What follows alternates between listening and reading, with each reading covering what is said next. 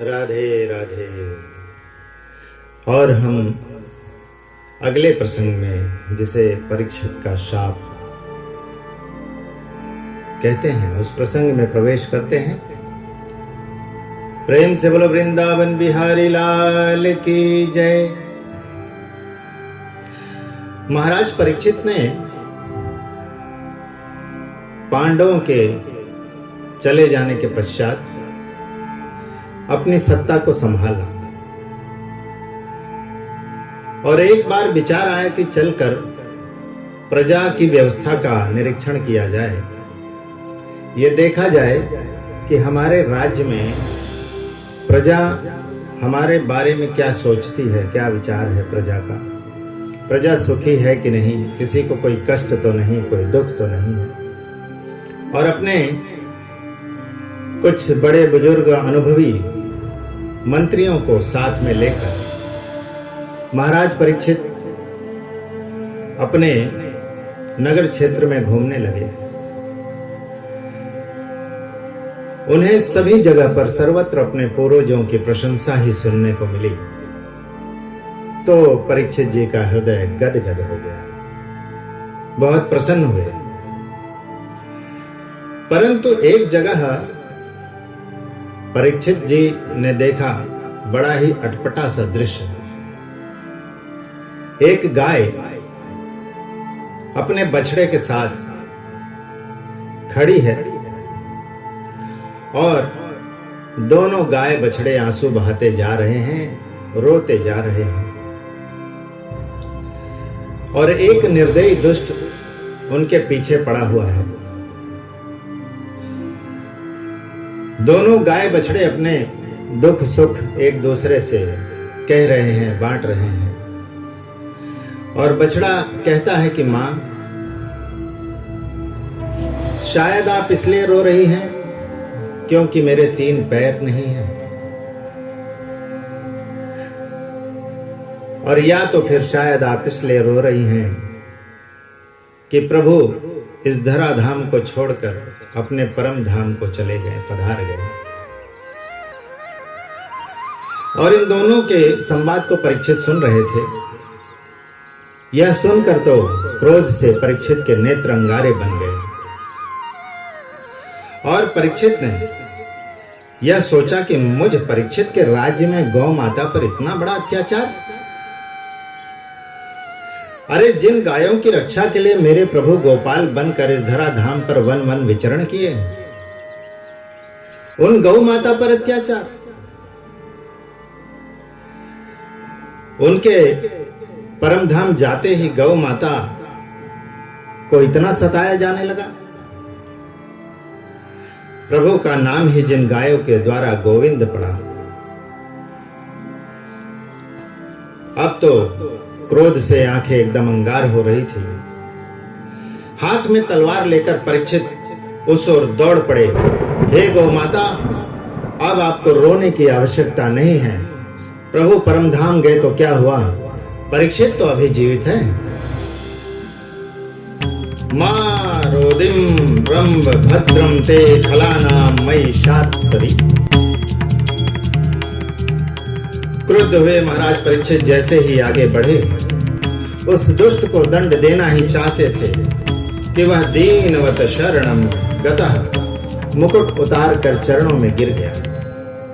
त्राहिमाम त्राहिमाम, महाराज रक्षा करें। शरणागत की रक्षा करना छात्र धर्म है, ये जानकर महाराज परीक्षित ने खड्ग को म्यान में धर लिया और कहा, हे गौ माता, आप कौन हैं? मैं जान गया कि आप कौन हो। आप साधारण गाय बछड़े नहीं हो सकते।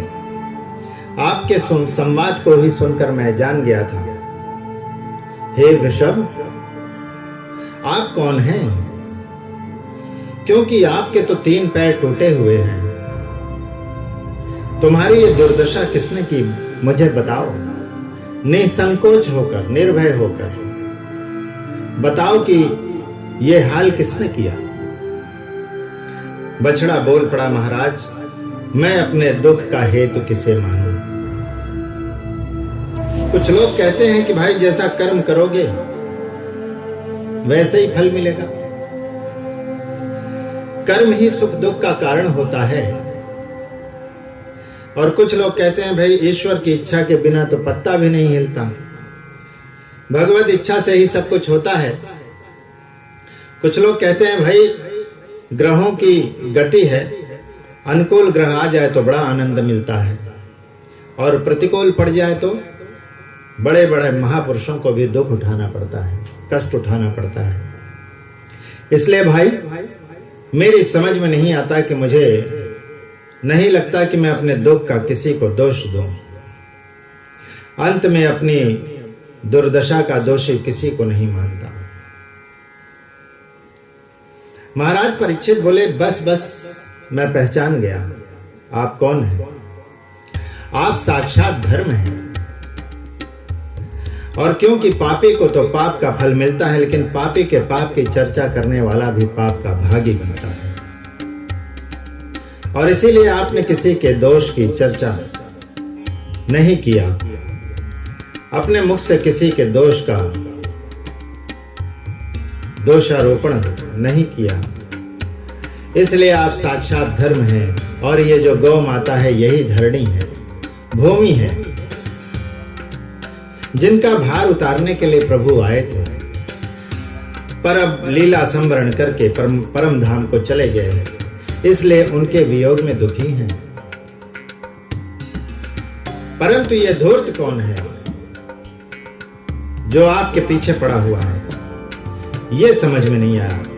क्यों भाई, तेरा परिचय क्या है, जल्दी बता।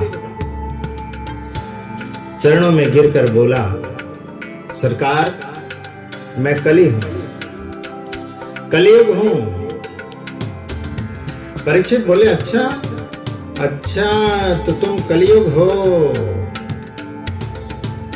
हाँ, मेरे राज्य की सीमा में प्रवेश करने का दुस्साहस कैसे किया? तुम्हें पता नहीं कि यह परीक्षित का क्षेत्र है? कलियुग बोला, सरकार ये बताइए कि आपका राज्य कहां नहीं है। पूरे धराधाम पर देखता हूं तो चारों तरफ आप ही का राज्य है, आप ही की कीर्ति है। जिस तरफ घूम कर देखता हूं उस तरफ आप तलवार लिए खड़े दिखाई देते हैं। तो मैं कहां जाऊं, किसकी शरण में जाऊं? इस सप्तद्वीप पर आपका ही तो एक छत्र राज्य है। अब एक काम कीजिए महाराज, जो स्थान बता देंगे वहीं पर जाऊंगा। महाराज परीक्षित बोले, अच्छा ये बताओ कि तुम में दोष क्या है और गुण क्या है? तो कलियुग बोला, महाराज दोषों का तो मैं भंडार हूं।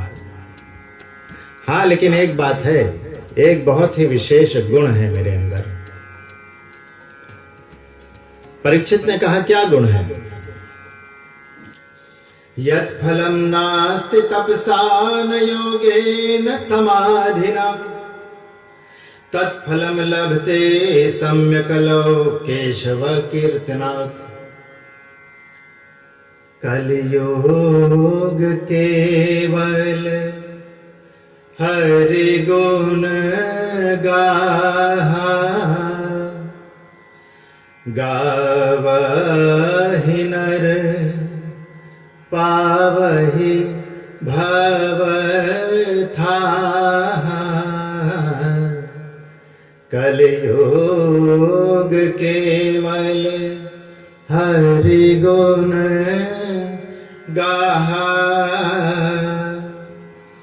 कलियुग में इससे सरल साधन कोई संभव ही नहीं है कि केवल हरिनाम संकीर्तन, हरिनाम संकीर्तन से ही जीव भव सागर को बड़ी ही सहजता पूर्वक पार कर सकता है। ये कलि का प्रभाव है, कलि की महिमा है, कलियुग की महिमा है। और इस विशेष गुण पर महाराज परीक्षित रीझ गए, प्रसन्न हो गए और बोले, भाई गुण तो तुम्हारा बड़ा अच्छा लगा, बड़ा ही दिव्य है, जीवों को इससे सरल साधन कोई मिल ही नहीं सकता। अन्य युगों में तो कितनी कठिन तपस्या करनी पड़ती थी, कितना जप तप करना पड़ता था, यज्ञ करने पड़ते, और भी बहुत सारे बड़े बड़े साधन करने पड़ते हैं। कलयुग में तो बैठे बैठे बस जीभ हिलाओ और प्रभु के नाम का आश्रय लेकर पार हो जाओ। तो रीझ गए महाराज परीक्षित, भाई तब तो हम तुम्हें रहने का स्थान देते हैं, एक काम करो, जाओ तुम्हें 4 कमरे दे दिए, अब आनंद से रहो। अब कलयुग ने कहा, महाराज आपने 4 कमरे दिए, जानते हैं कौन कौन से कमरे हैं? द्यूतम पानम स्त्रियः सोना यत्रा धर्मश्चतुर्विधः। 4 स्थान। द्यूतम, जहां पर जुआ खेला जाता है। पानम, जहां पर मदिरा पान हो, जहां पर लंपट पुरुष रहते हो और जहां जीव जंतुओं की हिंसा होती हो। ये 4 स्थान कलयुग को दे दिए। तो कलयुग गिड़गिड़ाता हुआ बोला, महाराज जी दया कीजिए, आपने तो हमारी शक्ल देखकर उस हिसाब से हमें स्थान दे दिया, कमरे दे दिए।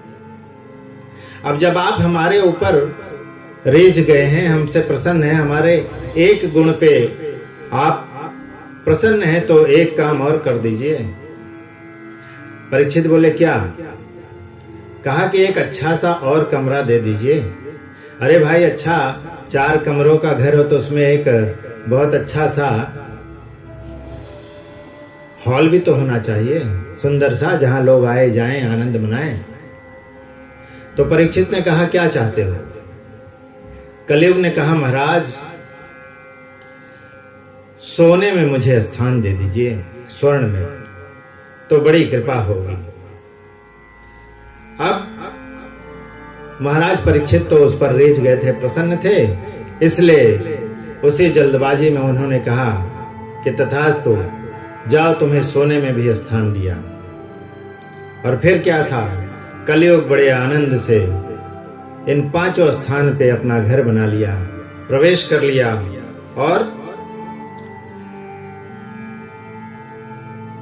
पुनश्च याचमानाय जात रूपम अदात प्रभु।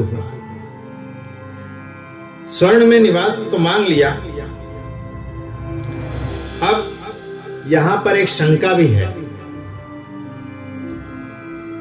कि स्वर्ण में एक तरफ तो श्रीमद् भागवत में सूत जी महाराज कहते हैं कि भागवत के 11 स्कंद में, अर्थात 11वें स्कंद में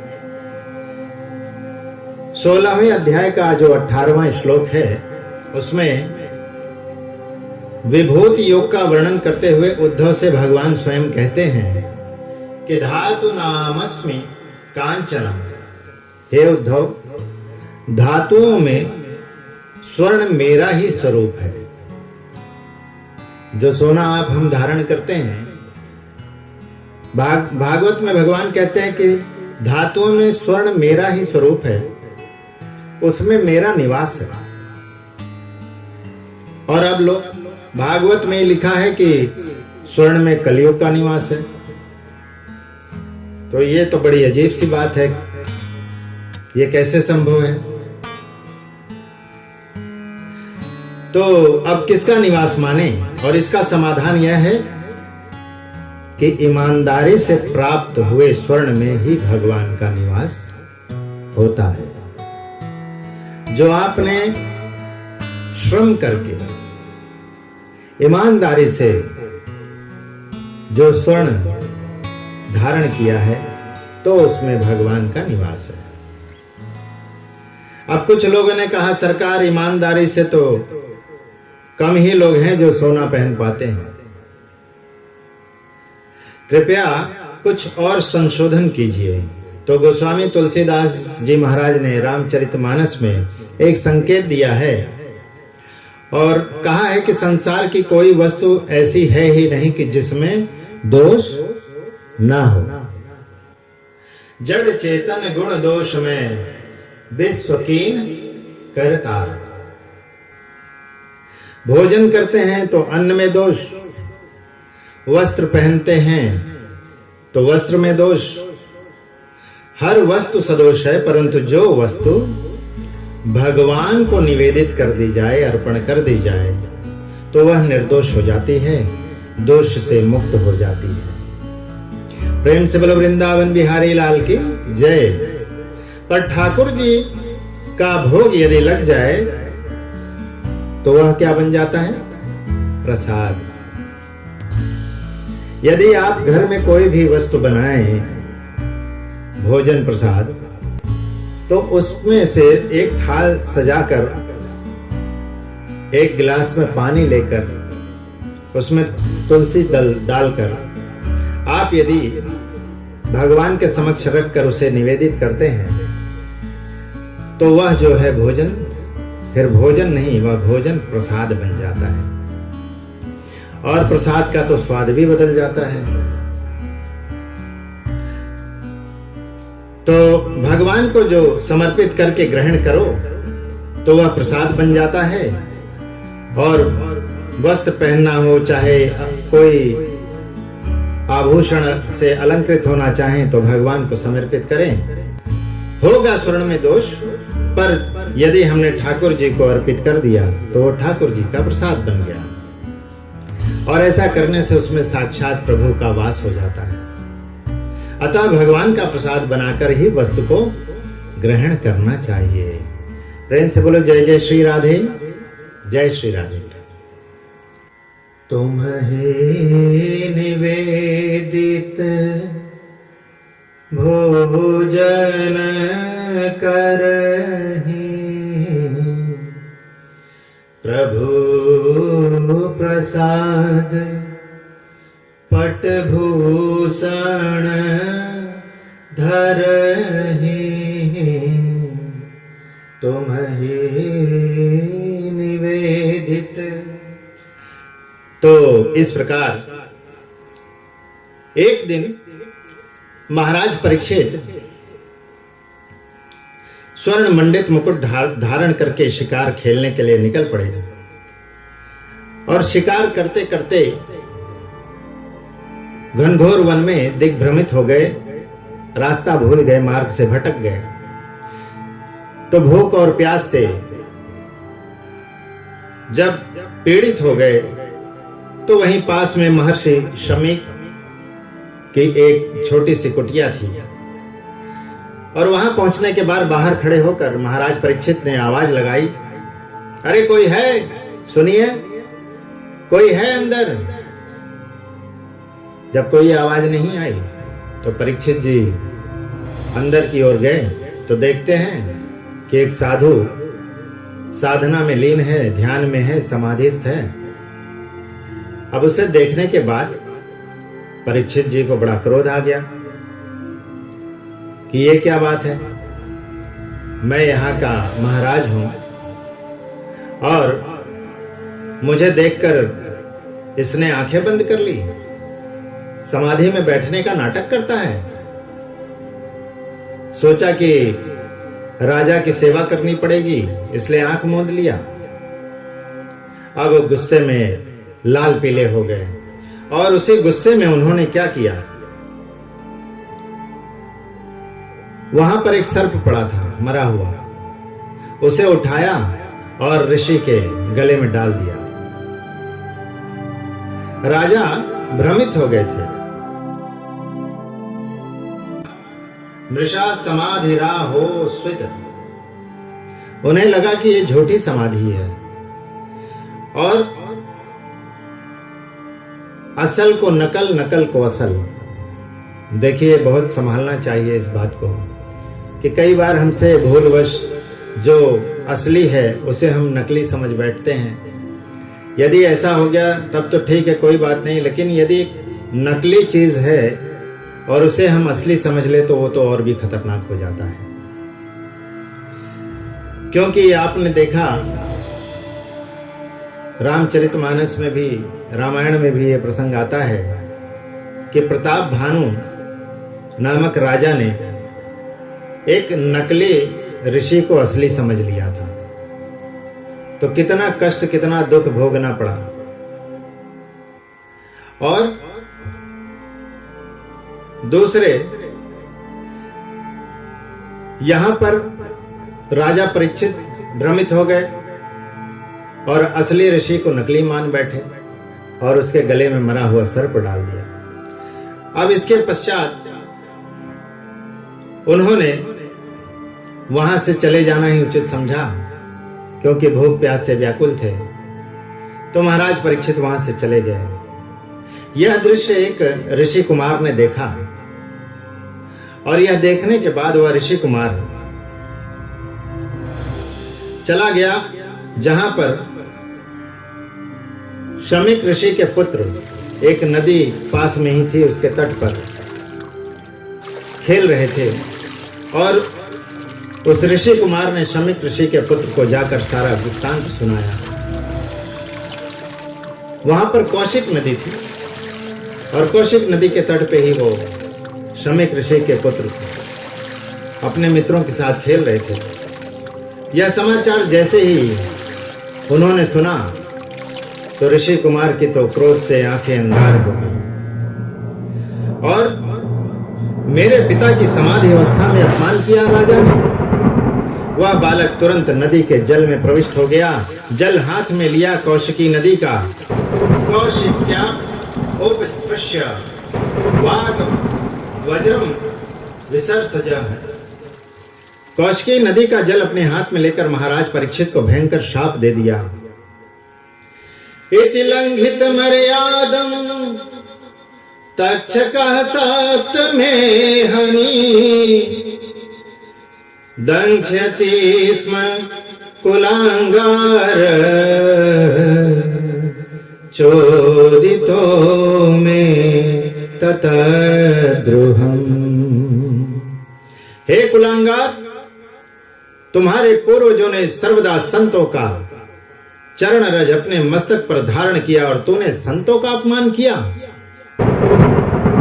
जा, मेरा श्राप है, तूने सर्प के द्वारा ही मेरे पिता का अपमान किया है, तो आज से ठीक 7वें दिवस के बाद यही सर्प तुझे डसेगा और तेरी मृत्यु हो जाएगी। ऐसा कहकर उस जल को उस बालक ने कौशिकी नदी में छोड़ दिया और रोते हुए अपने पिता के सम्मुख आया। अपने पिता को देखता है कि उनके गले में मरा हुआ सर्प पड़ा है, तो यह देखकर क्रोधाग्नि से जलता हुआ वो बालक रोने लगता है और जोर जोर से जब रोने लगा, मुक्त कंठो रुदो, इतना क्रोध उस बालक को हुआ तो उसके रोने की आवाज सुनकर शम्यक मुनि का ध्यान टूट गया, समाधि खुल गई। नेत्र खोलकर देखा कि गले में मरा हुआ सर्प पड़ा है, उतार कर फेंक दिया। दौड़कर पुत्र को गोद में उठा लिया। बोले, बेटा क्या हुआ, क्यों रो रहे हो? कंठावरुद्ध होने से बालक तो कुछ नहीं बता पा रहा था, पर अन्य जो बालक थे उन्होंने सारा वृत्तांत ऋषि को बता दिया। और समाचार सुनते ही जहां ये शब्द कान में पड़ा कि मेरे पुत्र ने 7 दिन में राजा को मरने का श्राप दिया है, तो अत्यंत ही खिन्न मना हो गए और अपने पुत्र से बोले, अरे पुत्र, ये तूने क्या किया? ये कितना बड़ा अनर्थ कर दिया। जिस महाभागवत की रक्षा करने के लिए हमारे प्रभु मां के गर्भ में जाकर उसे दर्शन दिए, उसकी रक्षा की, उस परम वैष्णव महाभागवत परीक्षित को तुमने इतना बड़ा श्राप दे दिया। ये क्या अनर्थ कर दिया पुत्र, ये क्या अनर्थ कर दिया। अब इस भारत भूमि को परीक्षित जैसा धर्मनिष्ठ राजा दोबारा नहीं प्राप्त होगा, क्योंकि अब जो भी राजा होंगे सब धर्म निरपेक्ष होंगे। और आप देख ही रहे हैं कि भारत भूमि में जब से कलिकाल आया है, कलयुग आया है, तब से यहां पर धर्म निरपेक्ष राजा आ गया। कैसे चलेगा ये देश, कैसे होगी धर्म की रक्षा? इनको तो धर्म से कोई लेना देना नहीं है। कहते हैं सब समान है। अब जब राजा धर्मात्मा नहीं होगा तो प्रजा कैसे धर्मात्मा होगी? प्रजा जब धर्मनिष्ठ नहीं होगी तो वर्ण संकरता फैलेगी और इस सारे दोष का कारण पुत्र तो बनेगा तो। हे प्रभु, यह क्या अनर्थ हो गया? मेरे पुत्र को, हमारे अपराध को क्षमा कर। पर अब जो होना था वह हो चुका।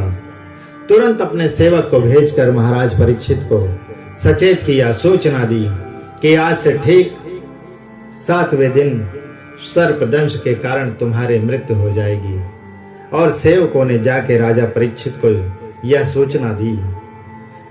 और जैसे ही राजा परीक्षित ने सुना कि 7वें दिन मेरा मरना सुनिश्चित हो गया है, तो सर्वस्व त्याग कर सीधे गंगा तट पर शुकतीर्थ में जाकर विराजमान हो गए। पश्चाताप की आग में जल उठे। जिन संतों का मैंने सर्वदा सम्मान किया, उनकी सेवा की, उनके चरणों की पूजा की, वंदन किया, नमन किया, आज मुझसे इतना बड़ा अपराध हो गया, इतना बड़ा महापाप हो गया कि मैंने एक ऋषि का अपमान कर दिया, वो भी एक समाधिस्थ ऋषि। ये बड़ा नीच कर्म था। ये इतनी नीच भावना मेरे मन में कहां से आ गई? क्योंकि यह तो परीक्षित कभी स्वप्न में भी सोचकर नहीं कर सकते थे। अहो मया नीच मनार्य वत्कृतम निरागसी ब्रह्मणि गूढ़ तेजसी। बारंबार पश्चाताप करते हुए महाराज परीक्षित गंगा तट के पास शुकतीर्थ में आकर आसन लगाकर बैठ गए।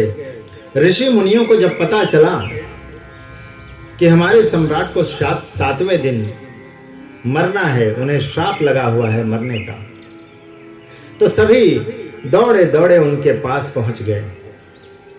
और जितने सिद्ध कोटि थे, दिव्य महापुरुष थे, सबके सब परीक्षित के पास आकर उपस्थित हो गए। अत्रिर्वसिष्ठ च्यवनः शरद्वानरिष्ठ नेमिर भृगुरंगिराश्च पाराशरो गाधिसुतोऽथ रामो तथ्य इंद्र प्रमदेद्धुमवाह।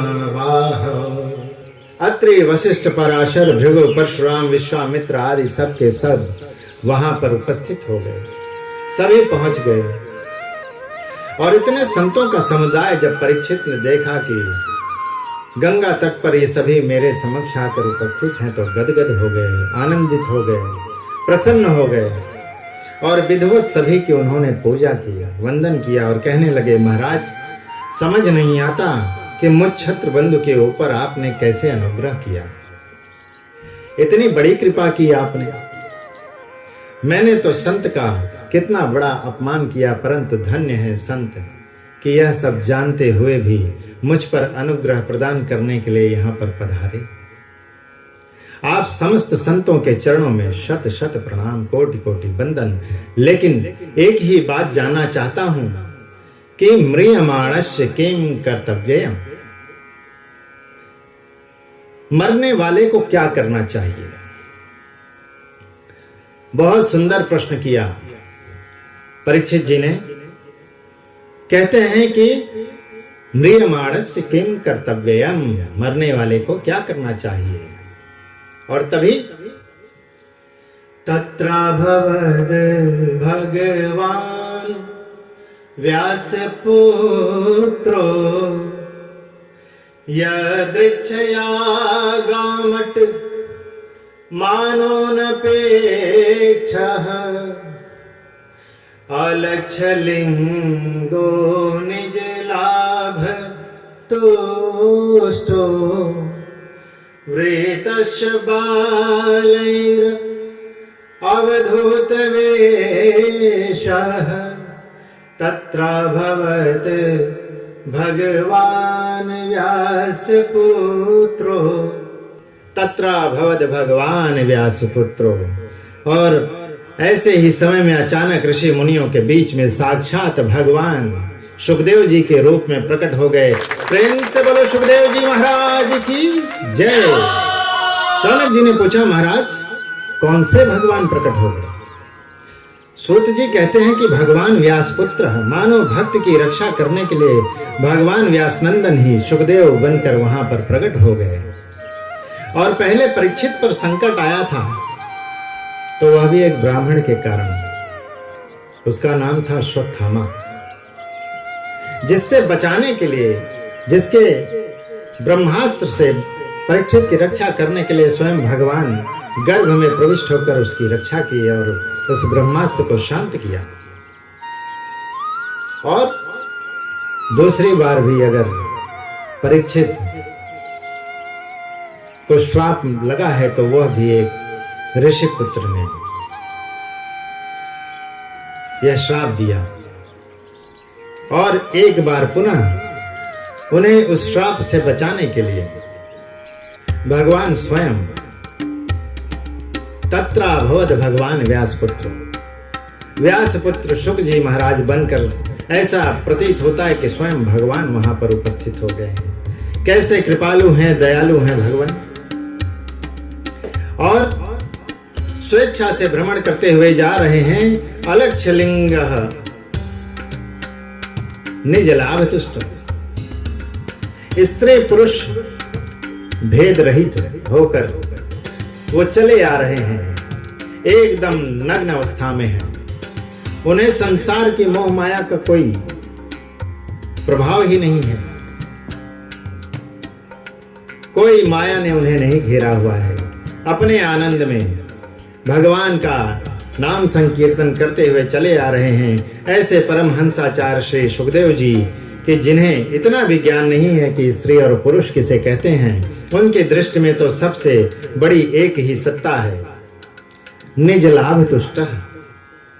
सिय राम मय सब जग जाने, सिय राम मय सब जग जाने। सिय राम मैं सब जग जानी, निज लाभ तुष्ट। निजाभ्याम श्री राधा कृष्णाभ्याम तयोः दर्शन एव लाभः ते साम संतुष्टः। निज लाभ तुष्टः। निजायाः श्री राधा कृष्णयोः तयोः दर्शन एव लाभस्तेन संतुष्टः। भगवान सुखदेव निजानंद में परिपूर्ण है। इनका तो परमानंद इनके भीतर ही विराजमान है। उनके तो हृदय कमल में ही श्री प्रिया प्रीतम का नित्य निवास है। उन्हीं में सदा रमण करते रहते हैं, रमते रहते हैं। बहिरंग दृष्टि इनकी होती ही नहीं है। दुनिया वालों पर दृष्टि इनकी जाती ही नहीं है। ऐसे परमहंस शिरोमणि हैं श्री सुखदेव जी महाराज। प्रेम से बोलो सुखदेव जी महाराज की जय। और वृतश्च बालैरवधूत वेश, 16 वर्ष की उम्र में भी नग्न अवस्था में घूम रहे हैं। दिगंबरम वक्त्र विकीर्ण केशम, केश खुले हुए हैं, दिगंबर स्वरूप है। बड़ी बड़ी विशाल भुजाएं हैं, दिव्य आभा मुख कमल पर चमक रही है। प्रलंब बाहु, बड़ी बड़ी भुजाएं। इस मुख कांति को देखकर कई सुंदरियां इनके पीछे लग गई हैं। उनकी आभा प्रभा शोभा को देखकर उनके पीछे कई सुंदर सुंदर युवतियां दौड़ रही हैं। गांव के बच्चे हाथ धोकर इनके पीछे पड़े हैं, अरे नंगा बाबा, नंगा बाबा, नंगा बाबा। परंतु सुखदेव जी महाराज तो परमहंस हैं। उन्हें तो कुछ ज्ञात ही नहीं कि उनके आगे पीछे कौन डोल रहा है, क्या कह रहा है। कोई उन्हें अनुराग पूर्वक निहार रहा है तो कोई उनका उपहास कर रहा है। सुखदेव जी महाराज के लिए तो सब समभाव है, बराबर है। और ऐसे श्याम विग्रह स्वरूप सुखदेव जी का जब दर्शन किया तो जितने सिद्ध कोटि के संत वहां गंगा तट पर शुक्राचार में उपस्थित थे, सभी खड़े हो गए और सभी ने उनकी ओर देखकर, उनकी ओर घूमकर उनको प्रणाम किया। और सुखदेव जी महाराज परीक्षित की ओर चले आ रहे हैं। परीक्षित के आश्चर्य का ठिकाना न रहा। आश्चर्यचकित हो गए और सोचने लगे कि यह कौन बालक है, इतना तेजस्वी, इतना दिव्य, यह मेरी तरफ चला आ रहा है। और यह भी उन्हें जानकर आश्चर्य लगा कि यह 16 वर्ष का बालक, जिसे देखकर ये 10-10 हजार वर्ष के ऋषि मुनि, ये सभी खड़े हो गए, हाथ जोड़कर खड़े हैं और उनका स्वागत कर रहे हैं। इसका अर्थ है कि यह कोई साधारण बालक नहीं हो सकता है, कोई सिद्ध विभूति है। परीक्षित ने तुरंत खड़े होकर सुखदेव जी महाराज को साष्टांग दंडवत किया, प्रणाम किया। स विष्णुरातोथितः आगताय तस्मै सपर्यां शिरसा जहार। ततो नृवित्ताय बुधाः स्त्रियोर्भका महासने सोपविवेश पूजितः। महाराज परीक्षित ने खड़े होकर दंडवत किया, आसन दिया, षोडशोपचार पूजन किया। जब महाराज परीक्षित को पूजन करते हुए उन बालकों और स्त्रियों ने देखा जो उनके पीछे दौड़ रहे थे, तो वो लोग घबरा गए कि लगता है कि ये जिसे हम पागल बाबा समझकर उनके पीछे दौड़ रहे हैं, ये कोई सिद्ध बाबा है। अगर ये कोई सिद्ध बाबा निकल पड़ा तब तो हमारी खैर नहीं। और यह सोचकर वो लोग वहां से भाग गए। यदि महाराज ने हमें देख लिया, क्योंकि वहां परीक्षित जी के ऊपर जब उन स्त्रियों और बालकों की निगाह पड़ी, नजर पड़ी, दृष्टि पड़ी, तो वो डर गए और जल्दी से वहां से भाग गए कि कहीं इसका दंड न भुगतना पड़े। अब महाराज परीक्षित ने विधिवत पूजन किया और बड़े प्रेम से हाथ जोड़कर उनसे प्रार्थना की,